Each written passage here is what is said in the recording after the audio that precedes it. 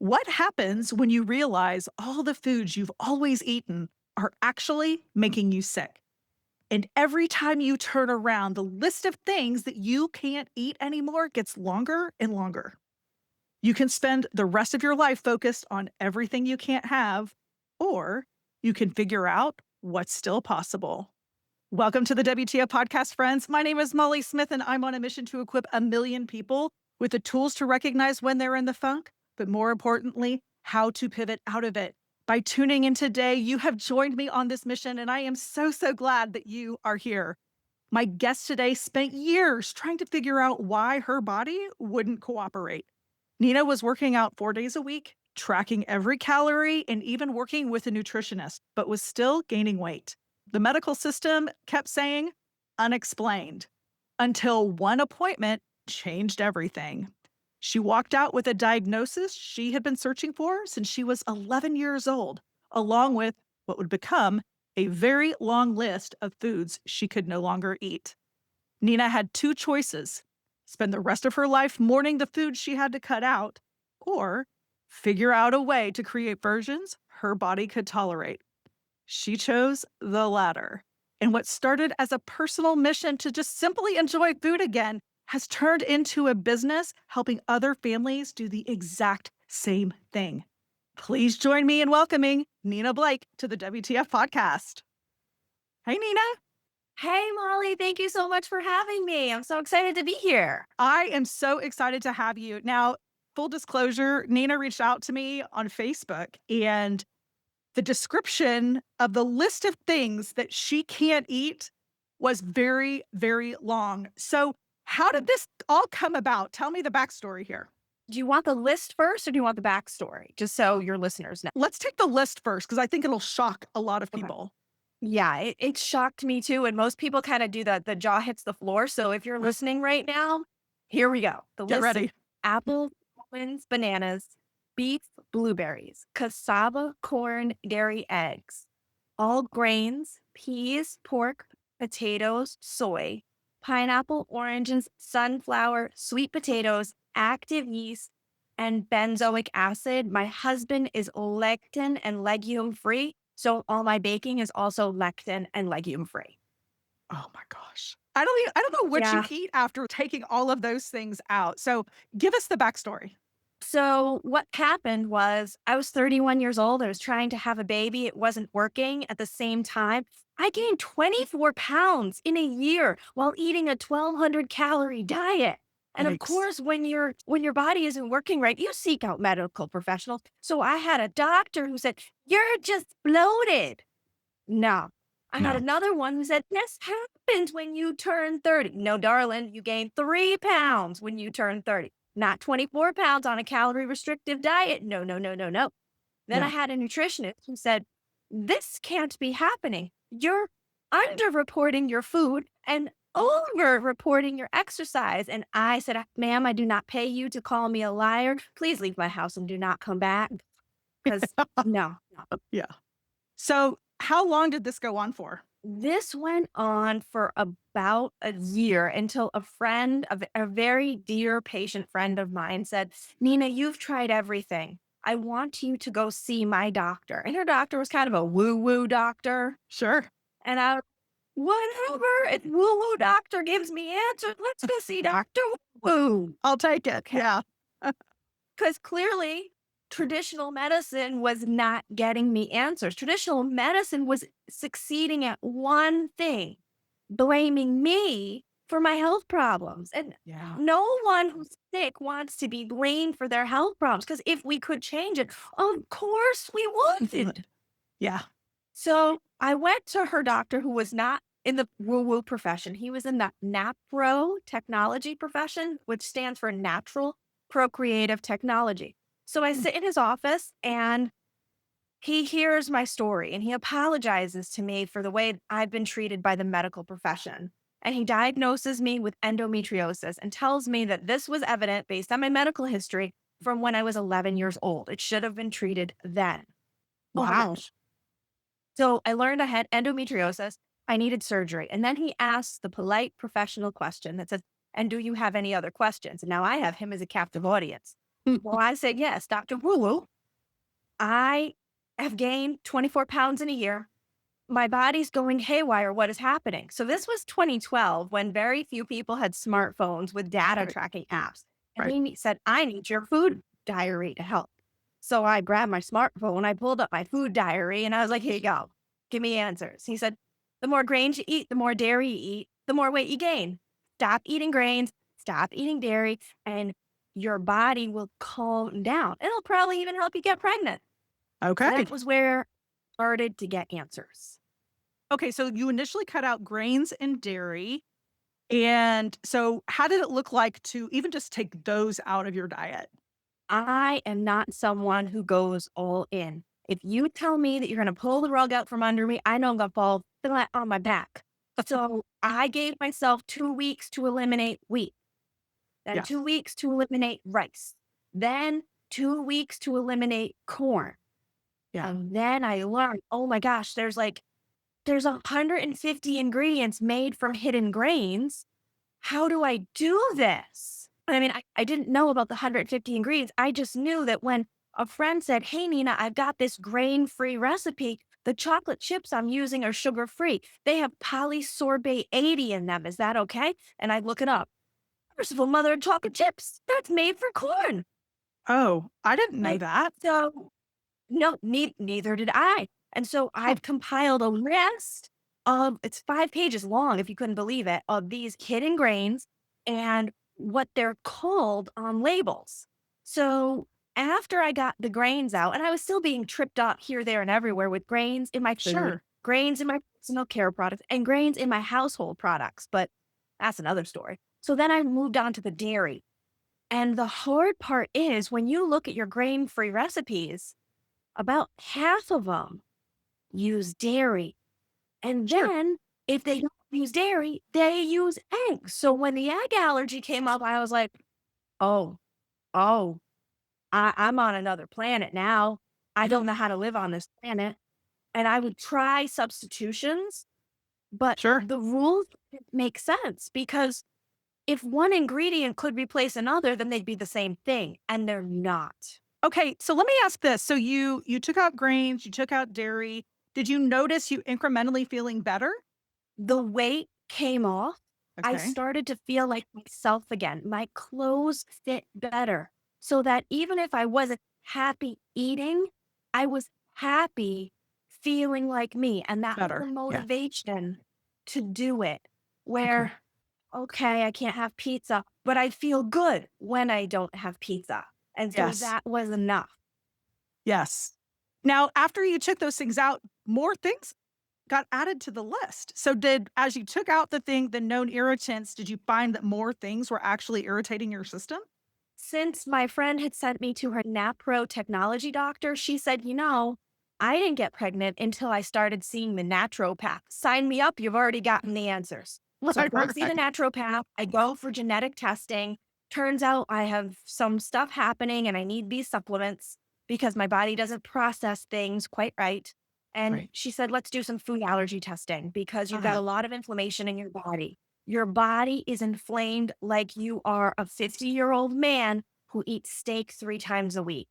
I'm like, but that's not me. She's like, but Right. that's the situation you're in. We need to fix this and fix this now for Right. your overall health and so that, for your fertility. So, okay. So that's when we did the food testing and identified the causes of inflammation. And that's where the eggs, soy, corn came up as another allergen because even though I had removed it, I was still having it in hidden forms like polysorbate 80, like maltodextrin, like modified food starch, and all those dairy free cheeses that are supposed to be good for you. Yeah. Yeah. Yeah, yeah. Okay. So when you started looking for recipes that could help, what did you find? I found recipes that relied on dairy and eggs if they were Oh, grain free. So then I would substitute, but I never got what I wanted. Instead of bread, I made a brick. Instead of cookies, I made shingles. Sometimes I didn't even get shingles. It was like sheetrock. And this one beautiful woman at church, she was trying to help. She said, Nina, I'm going to get you a recipe and you're going to make these cookies and we'll all try them. So I brought them to church and we couldn't eat them because they smelled like dirty oh, yes. socks. Not so much. Yep. Okay, so tell me about the July 4th cake. So on this quest, I'm following other people's recipes, and other people's recipes work for other people. But when I have to substitute ingredients, it didn't go well for me. So it's July 4th, and I am committed to being grain free. Now, I'm the hostess. So I'm cooking and preparing grain based ingredients for my friends and guests and family. I made myself one cake, one cake for myself. And I got a frost. So I frosted that cake up all nice and white. It was an almond coconut cake. And I put Yum. blueberry and strawberry jam in the middle. It's fresh strawberries and fresh blueberries on top. And I was so proud of myself. And I was like, yes, I can cake up 4th of July. And I tasted it and I was like, this tastes like I just shoved a bunch of almonds and coconut into my face. I want cake. Doesn't taste like cake. Tastes like Yeah. almonds and coconut. But whatever. I Yes. gotta do better. So we're packing everything up. The guests are leaving. And my best friend, I said, hey, did you try the cake? She goes, I tried it and I didn't like it. And I'm like, oh, you know what? I didn't like it either. But in my head, I'm going, I didn't make it for you. Right. I made it so I could have something because there are 40 people at this party. Yeah. And I'm the only person who made something that I could have. I've watched you all eat all day foods that I made for you and can't even eat. Right. I can't spend the rest of my life with people telling me I didn't like it. I need to change something because no, this good enough coconut almond, no, is not good enough. Not good enough. Okay. So was it at that point that you decided to stop using other people's recipes and start developing your own? Yes, it was that moment where I said, well, I don't think I can do any worse because I've tried all the right way. Don't get me wrong. I was raised to follow the rules. I was raised to Yeah. do the right thing. How dare I think that with no culinary education, I could do this? But Yeah. at that moment, I was desperate enough. I tried everything else. I tried every egg replacer. I tried every dairy replacer. So if anyone out there is familiar with dairy-free cheese, you know it falls into two categories. It requires the face of the sun to melt, or it just doesn't taste right. There's Yeah. those are 2 categories of dairy-free cheese. Okay. Like, I don't think I could do any worse. So let's see if I can try this out. I'll break my own recipes. I'll break down the recipe. I'll learn about the ingredients, and I'll put the recipe back together using ingredients that are safe for me. Okay. So what was your first successful breaking the recipe, putting it back together and being like, this is amazing? What was the first thing you made? So the first thing I tried was bread, and that did not go well. Bread took over a year. But the first success that I was proud of was my chocolate chip cookie bars. And it's really funny because I just made those today for my husband's birthday tomorrow. But this was like a very rudimentary version in, say, 2013. And I had a neighbor down the road who was also grain free, dairy free. And the joy between the two of us when I drove to her house and shared that plate of chocolate chip cookie bars with her, she was like, "Dad," and we were giggling like we were 7 years old. And So, how long were you breaking down recipes and recreating them using ingredients that you could have? if you can believe this, it took me a full decade before I could eat like normal. And just to define what was normal, normal was a bread that was the same as what you would buy at a store or a bakery. Normal was a cake that I could share with my friends and family and they would ask for seconds for. Same with cookies and a pizza that looked and tasted like pizza. And to do that, I had to learn to make my own dairy free cheese so that it wouldn't take the face of the sun to melt and it would taste like real mozzarella. Oh my gosh. Very quickly, how do you make your own cheese? So you start by neutralizing the flavor of the milk that you use because Okay. if a cheese is made with oat milk, even though that's a grain, but a lot of the dairy-free cheeses are using oats now. You Okay. have to neutralize that oat flavor, otherwise it's gonna taste like oatmeal. Ugh. Right? So Yeah. you neutralize the flavor of the milk, Yeah. and then you create the texture.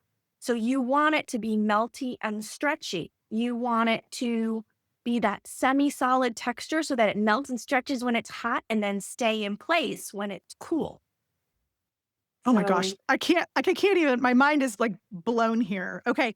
So it took you 10 years to eat what you say like normally again.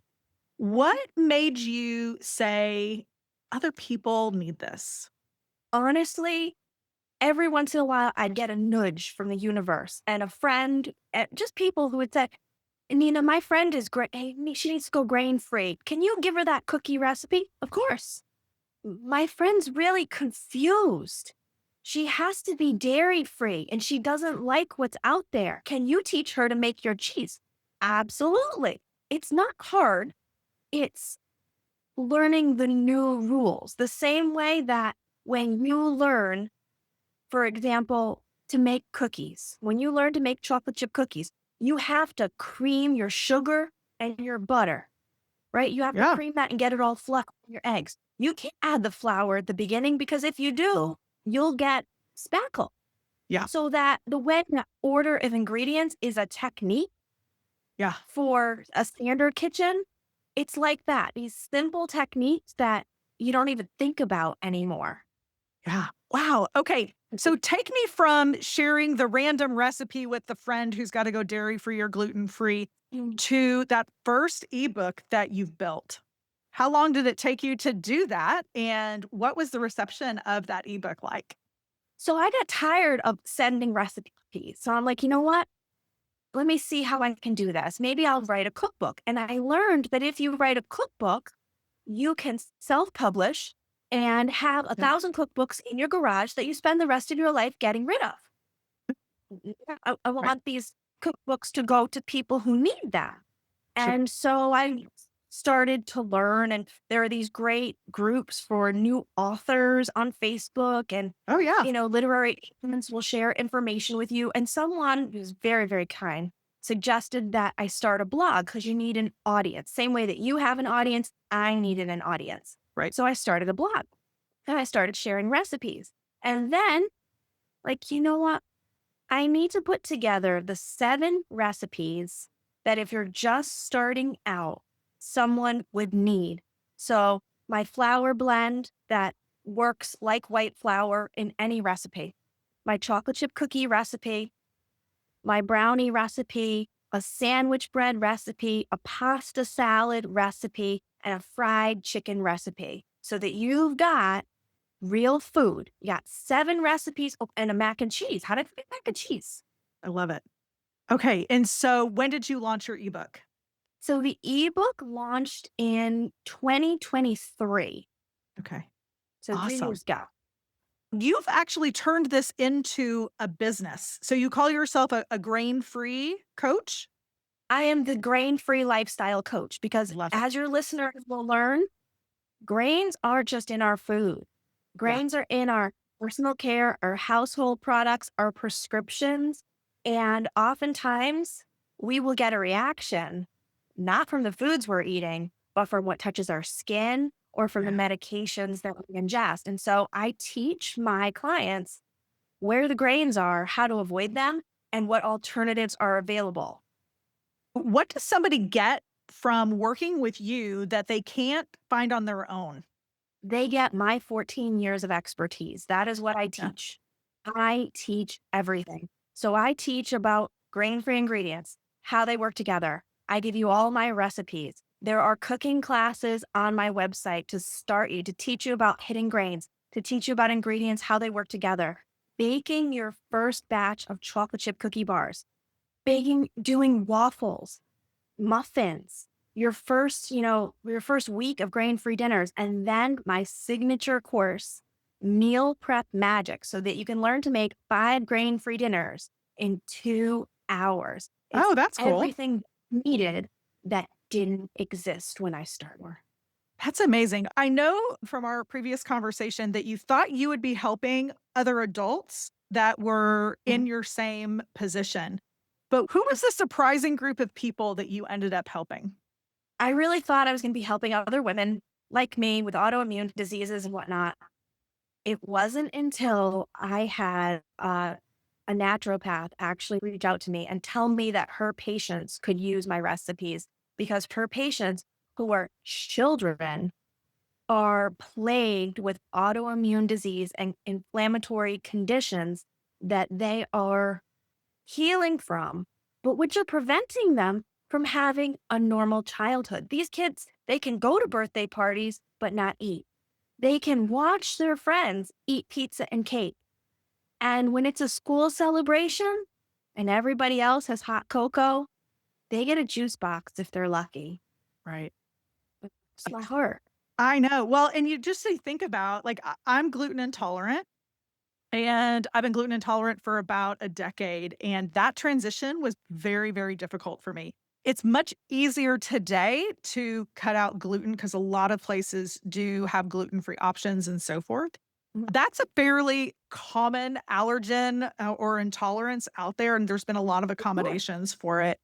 Now, you've had professional chefs, people who cook for a living, coming to ask you how to do this. What does that tell you about the gap that exists out in the world today? It tells me that the food industry isn't taking us seriously. They don't see a profit in our wellness. Same thing with the medical industry, because they would prefer that we just stick with protein and veggies and suck it up because there's no profit in that for us. But Yeah. when I work with my clients and I teach them to make fluffy hamburger rolls, Yeah. or brownies that look like brownies, that taste like brownies, so that their kids can participate in sleepovers and share treats with their friends, life changes. Yes. Yes. If somebody is listening today and they're in the funk of trying to navigate allergies, intolerances, and things that they have to cut out of their diet, what is one thing that you would, recommend that they do? I want them to know that they are not alone. I want them to go to my website, breakarecipe.com, where we can start a conversation. Yes. I don't know if I can help you, but I know what it feels like to feel alone and isolated. And so my commitment is anybody who goes to breakarecipe.com, you're getting my first ebook, 7 Simple Grain-Free Recipes for free. There's a link for you to meet with me so that we can start that conversation. What are your challenges? Can I support you? Mm. I've been doing this work long enough so that if what is safe for you is not safe for me, I've helped enough clients so that I know those other ingredients and we can break the recipe so that you can add your family traditions back to your table without grains and the allergens and the chaos they cause in your body. So, thank you so much for sharing your story and your amazing recipes and for sharing that ebook with our audience here. You guys, if you know somebody who is in the funk right now because they have been told that they cannot eat some of these things that are creating and wreaking havoc in their body, please consider sharing this episode with them. And reach out to Nina. I'll have all of her links in the show notes. And it would be the highest compliment if you would rate, review, and subscribe to the WTF podcast and help me reach 1 million people in helping them pivot out of the funk. We'll see you next time.